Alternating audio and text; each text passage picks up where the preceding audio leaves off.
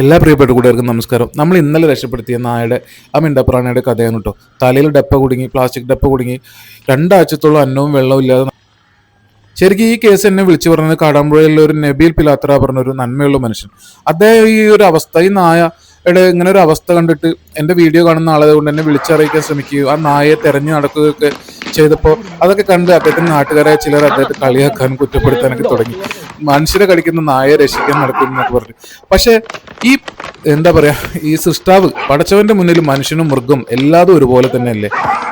ഒരു ജീവി തലയിൽ ഒരു ഡപ്പ കുടുങ്ങിയിട്ട് ഇങ്ങനെ അന്നവും വെള്ളല് മുന്നിലൂടെ നടക്കുമ്പോൾ മനുഷ്യൻ എന്ന നിലയിൽ ആ ഉള്ളിൽ ഒരു ഹൃദയമുള്ള ഒരു മനുഷ്യന്റെ ഉള്ളിൽ ഒരു വേദന ഉണ്ടാവും. അതിനെങ്ങനെ രക്ഷിക്കാന്ന് ചിന്തിക്കും. ആ ഹൃദയം, ആ വേദന അറിയാത്ത ഒരു മനുഷ്യരാണോ?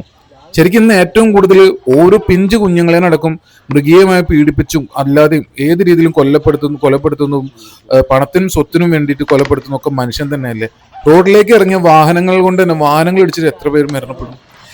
നായ കടിച്ചു എന്ന പേരിൽ എല്ലാ നായകളിലും കൊല്ലാനും തല്ലാനും നായവർഗത്തെ വെറുക്കാൻ നിന്ന അതെങ്ങനെ ശരിയാവുക? ശരിക്കും നമ്മൾ യുക്തിപൂർവ്വം വിവേകപൂർവ്വം അല്ലേ ചിന്തിക്കേണ്ടത്.